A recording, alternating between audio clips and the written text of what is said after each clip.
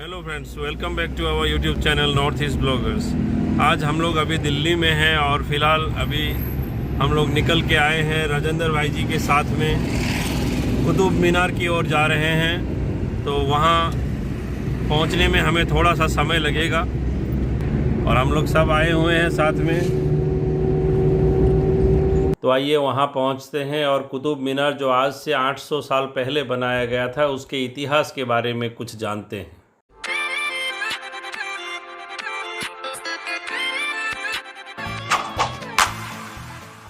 तो दोस्तों, सबसे पहले आप लोगों को बताना चाहूँगा कि कुतुब मीनार की ऊंचाई 73 मीटर है, जो 5 मीटर छोटा है ताजमहल के मुकाबले। और कुतुब मीनार नॉर्थ इंडिया का पहला मुस्लिम राजा कुतुबुद्दीन ऐबक का बनाया हुआ है। तो देखते ही देखते हम लोग पहुंच चुके हैं और ये कुतुब मीनार के पास में ही है कुतुब रेस्टोरेंट।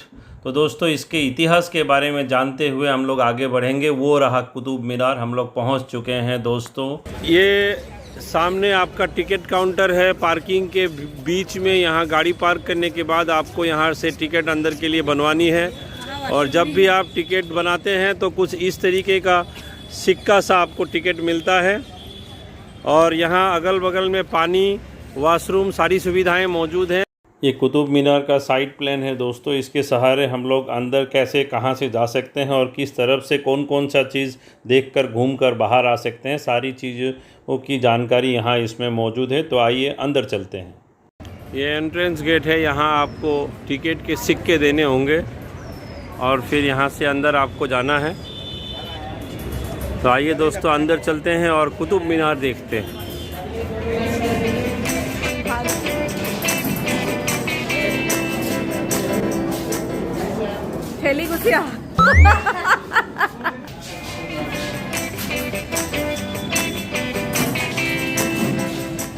दोस्तों, आप लोगों को बताना चाहूँगा कि 1192 से पहले जब इस जगह पे कोई इस्लामिक बिल्डिंग नहीं हुआ करता था तो इस जगह का नाम लालकोट हुआ करता था, जहां आज ये कुतुब मीनार खड़ा है। उस वक्त पूरे उत्तर भारत में हिंदू राजा अनंतपाल तोमर जी का राज हुआ करता था। बाद में पृथ्वीराज चौहान जी के समय जो उनके लड़की के पोते थे, लालकोट के बगल में एक और नई जगह का विकास हुआ जिसका नाम था किला राय पिथौरा।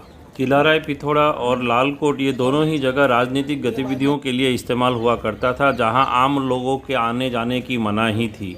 उस समय एक और दूसरी जगह घोर, जो आज का सेंट्रल अफ़गानिस्तान है, वहां मोहम्मद घोरी राज किया करते थे, जिन्हें मोहम्मद ऑफ घोर कहा जाता था। वाह, छोटी छोटी गिलहरी यहाँ देखिए, लोगों के बीच में खाना खाता हुआ।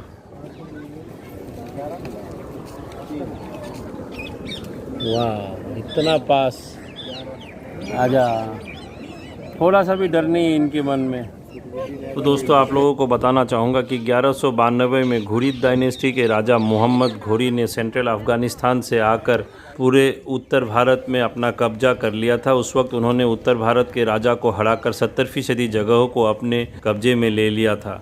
वो एक्चुअली तोमर डायनेस्टी का अंत था तब पूरे भारत में, और एक प्रकार से आप कह सकते हैं स्लेव डायनेस्टी की शुरुआत भी थी, क्योंकि उन्होंने कुतुबुद्दीन ऐबक को उस भारत के नए हिस्से का राजा बनाया, जो कुतुबुद्दीन ऐबक एक्चुअली उनका बहुत ही पसंदीदा और चहेता नौकर हुआ करता था। तो दोस्तों, इस तरीके से स्लेव डायनेस्टी की शुरुआत हुई और कुतुबुद्दीन ऐबक भारत का पहला मुस्लिम राजा बना। और दोस्तों, बातों ही बातों में हम लोग कुतुब मीनार के पास पहुंच चुके हैं। तो देखिए, ये है कुतुब मीनार। थोड़ा आप लोगों को काला काला सा नज़र आएगा, क्योंकि आज इस मीनार के पीछे सूरज है, जिसके चलते थोड़ा सा अंधेरा सामने वाले हिस्से में दिखाई दे रही है। फिर भी देखता हूँ कहीं दूसरे साइड से अगर कुतुब मीनार का सही तस्वीर मुझे मिल जाए। तो दोस्तों, ये देखिए कुतुब मीनार सूरज की दूसरी ओर से काफ़ी साफ दिख रहा है। कई जगह से मैंने कुतुब मीनार की तस्वीर ली, तो ये आपके लिए कुतुब मीनार। और दोस्तों, इतिहास के अनुसार स्लेव डायनेस्टी की शुरुआत में कुतुबुद्दीन ऐबक ने 1192 से लेकर 1198 तक इस लालकोट के जगह में बनी हुई 27 हिंदू धर्म के जैन टेम्पल्स को गिराकर वहां उन्होंने एक मस्जिद का निर्माण किया, जिस मस्जिद को उन्होंने क़्वातुल इस्लाम मस्जिद का नाम दिया। इस जगह में पुराने हिंदू मंदिरों की बिखरे हुए अवशेष अभी भी देखी जा सकती है। ये देखिए दोस्तों, पुराने मंदिरों के अवशेष यहाँ कुतुब मीनार के बगल में ही आपको देखने के लिए मिल जाएगा जब भी आप यहाँ आएंगे। लेकिन ये सारी मूर्तियों को अगर आप गौर से देखेंगे तो आपको पता लगेगा सब के सब खंडित है, यानी कहीं भी कोई मूर्ति या फिर कोई चिन्ह जो भी बनाया हुआ है वो पूरा नहीं है। हर जगह से कहीं ना कहीं किसी न किसी हिस्से से उसे खंडित कर कर तोड़ कर रखा गया है। तो इससे पता लगता है जो भी बातें हिस्ट्री में बताई गई है कि यहाँ मंदिर थे पहले, उसे तोड़कर उन लोगों ने अपनी इमारतें यहाँ बनवाई, वो कहीं हद तक तो काफ़ी सच ही लगता है। तो दोस्तों आप जब भी यहाँ आएंगे तो ये सब आप देख पाएंगे बहुत अच्छे से। और फिर 1199 में कुतुबुद्दीन ऐबक ने साइन ऑफ विक्ट्री के रूप में इस मीनार को बनाया, जो बाद में उनके नाम के आधार पर कुतुब मीनार कहलाया। इसकी बनावट काफ़ी अलग है, देख सकते हैं एक जगह से गोल है तो दूसरी जगह से तिकोन सा है, और सामने एक दरवाज़ा भी है। इस दरवाजे से होकर 1997 तक पहले इस मीनार के ऊपर चढ़ने दिया जाता था, पर उसके बाद कुछ एक्सीडेंट्स होने के कारण इस मीनार पर चढ़ना टोटली बंद कर दिया है। तो अभी पब्लिक के लिए ये दरवाज़ा हमेशा बंद है, तो आप ऊपर 5 मंजिल तक नहीं पहुंच सकते हैं। लेकिन इस मीनार की बनावट की कहानी भी अजब है, क्योंकि कुतुबुद्दीन ऐबक के रहते 1210 तक केवल 2 ही मंजिल बन पाया था, निचला हिस्सा और पहला मंजिल। और फिर 1210 में कुतुबुद्दीन ऐबक के देहांत के बाद उनके दामाद शामसुद्दीन इल्तुतमिश ने ऊपर के 3 मंजिल को पूरा किया और ये 5 मंजिला मीनार बनकर तैयार हुआ। ये पूरा मीनार रेड सैंडस्टोन से बनाया गया है, और आप यहाँ देख सकते हैं फारसी, अरबिक और नागरी भाषा के लिपियों के सहारे यहाँ मीनार की बनावट की कहानी, किस उद्देश्य से मीनार को बनाया गया, सारी चीज़ों को बराबर उनके भाषा में लिखा गया है। काफ़ी सुंदर लगता है पास में से जाकर अगर हम लोग इसे देखते हैं तो। एक्चुअली ये ऊपर से देखने पर एक कमल के फूल सा एहसास होता है। गोलाई में निचला हिस्सा काफ़ी बड़ा है और ऊपर का हिस्सा काफ़ी छोटा, लेकिन ऊपर से देखना इतना आसान भी नहीं है। पर इसकी बनावट की कहानी इतने में ही ख़त्म नहीं होती है। 1368 ईस्वी में हेवी लाइटनिंग के चलते इसके ऊपर के 2 मंजिल काफ़ी ख़राब हो गए थे। तब फिरोज़ शाह तुगलक का शासन चलता था। तो ये देख सकते हैं कितनी सुंदर से इसकी चारों ओर की नक्काशियाँ की गई थी, लेकिन तब रेड स्टोन अवेलेबल नहीं था, तो उन्होंने रिपेयर करने के लिए ऊपर के 2 मंजिल को वाइट मार्बल का इस्तेमाल किया, आप देख सकते हैं। इसीलिए ये ऊपर के 2 मंजिल का रंग अलग है नीचे से। तो दोस्तों ये रिपेयर तुगलक डायनेस्टी के समय पर किया गया था, लेकिन उससे पहले स्लेव डायनेस्टी के बाद दिल्ली में खिलजी डायनेस्टी का राज हुआ करता था, जब अलाउद्दीन खिलजी दिल्ली के राजा हुआ करते थे। तो दोस्तों कहानी अब भी बहुत बाकी है। आप जब भी कुतुब मीनार के सामने वाले हिस्से से चलोगे तो आपको ऐसा पुराना मंदिर का इलाका आपको दिखाई देगा, लेकिन जब भी आप इस मस्जिद के दरवाजे से अंदर जाओगे आपको मस्जिद का ऐसा पिछला हिस्सा आपको पीछे दिखाई देगा। लेकिन चारों ओर का दृश्य कुछ ऐसा है, देखिए चारों ओर में भी आपको मंदिर के अवशेष दिखाई देंगे। ये जो बड़े बड़े जो पोस्ट आपको दिख रहे हैं कई सारे, ये पुराने मंदिर के ही जैसे लगते हैं, लेकिन ये बीच में जो आयरन पिलर है, इस आयरन पिलर का भी कहानी कुछ अलग है। इस आयरन पिलर में रस्टिंग कभी नहीं होती है, कहते हैं उल्टे हाथ से अगर आप पकड़ पाए तो मन्नतें पूरी हो जाती है। खैर दोस्तों आप लोगों को बताना चाहूँगा कि खिलजी डायनेस्टी के शुरुआत से पहले ही इस मस्जिद के इमाम का देहांत हो गया था, और उनका कब्र कुतुब मीनार के बगल में बाएं साइड में बनवाया गया था। और स्लेव डायनेस्टी के राजा शामसुद्दीन इल्तुतमिश का भी कब्र आपको इस मस्जिद के पीछे दाहिने साइड में मिल जाएगा। ये इमाम का कब्र है जो सामने से कुछ ऐसा भी दिखता है, और ये जो है ये इल्तुतमिश का कब्र है जो मस्जिद के पीछे दाहिने साइड में है, जो अंदर से कुछ ऐसा दिखता है। यहाँ जब भी आप आओगे आपको काफ़ी अच्छा लगेगा, क्योंकि साथ में बहुत सारे अलग अलग मोनूमेंट्स हैं जो आप लोग देख सकते हैं।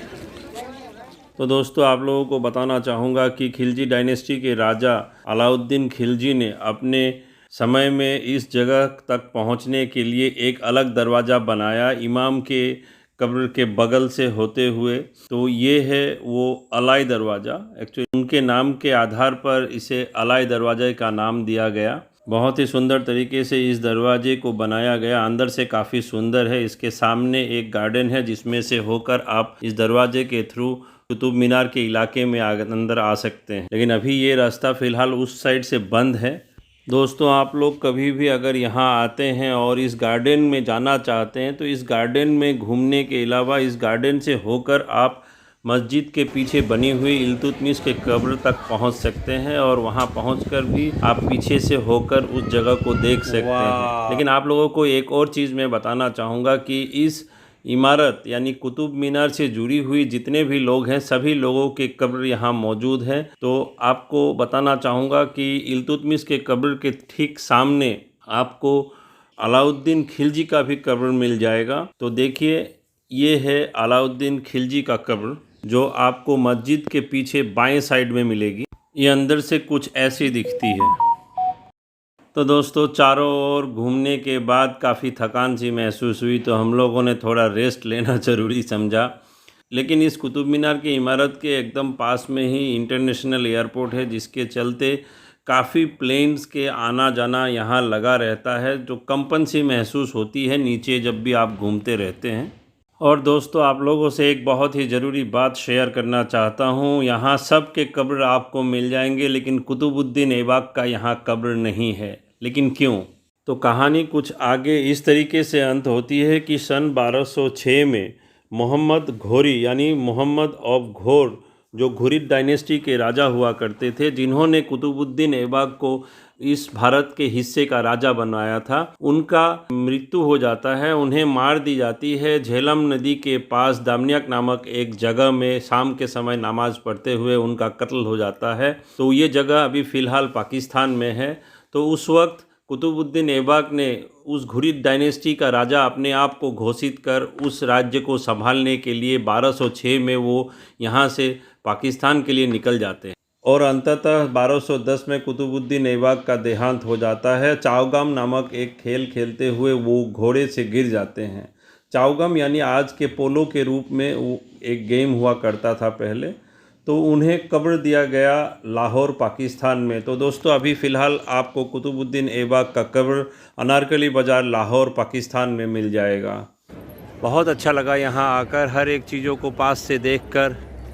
सब सैंडस्टोन और मार्बल से बनाया हुआ है। यही सब चीज़ें हम लोगों ने छोटे से बड़े होते होते किताबों में पढ़ा है, कुतुब मीनार को तस्वीरों में देखा है और आज हकीकत में यहाँ मौजूद होकर कुतुब मीनार के चारों ओर के जगहों के बारे में जानकर देखकर बहुत अच्छा लग रहा है। लेकिन दोस्तों इतिहास का अभी अंतिम पन्ना बाकी है। तो जाते जाते आइए जानते हैं कि किस तरीके से अलाउद्दीन खिलजी ने यहाँ एक और बदलाव करना चाहा। एक्चुअली अलाउद्दीन खिलजी चाहते थे कि इस मीनार के मुकाबले एक डबल साइज़ का मीनार यहाँ बनाया जाए जो उनके नाम के आधार पर अलाई मीनार कहलाए।